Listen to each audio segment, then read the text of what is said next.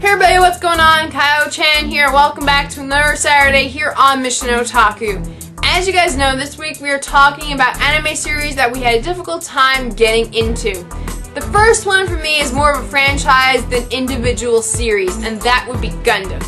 The thing about Gundam is the way that they develop their storyline sometimes leaves you wondering, is this going to be a great series? The beginning of pretty much every single Gundam series starts out with some groundwork, and that groundwork involves a lot of political stuff that some people find rather dull and boring. But I can pretty much guarantee you this, if you can get past all that stuff, by the end of a Gundam series, you will be left mind blown. That's how amazing a Gundam storyline can be. The biggest example of this would be Gundam Seed Destiny. I'll be the first to admit, when I first started watching this series, I was less than impressed. It took me about 5 episodes to get into Destiny. That is the longest it's taken me to get into any series, period. But I continued to give it a shot because I knew it was a very long series, and long series have a little bit of a hard time getting to that point where you're like, wow, this is really good.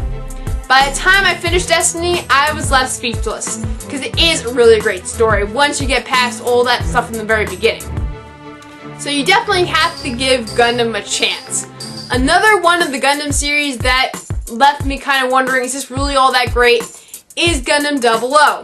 The first 9 minutes of the first episode were less than amazing. I was like, why are people ranting and raving over this series? It's not all that amazing.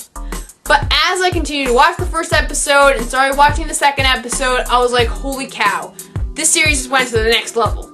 So with Gundam, you definitely have to have some patience.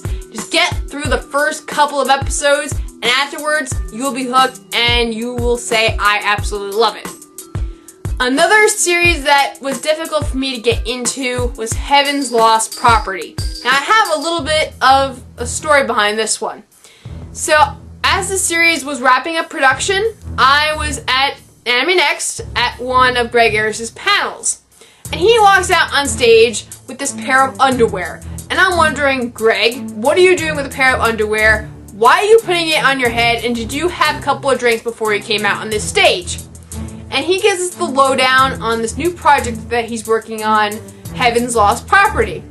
And I'm sitting there listening to him, and I'm debating if I should check this series out.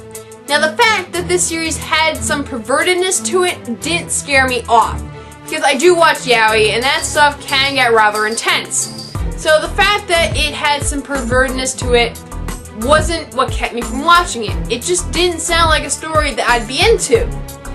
So I gave it some time and I finally decided to check it out. And as I was watching the first season, I was like, what did I get myself into? The first character that was introduced did not scream, holy cow, this is going to be an amazing series. I was like, why am I watching this?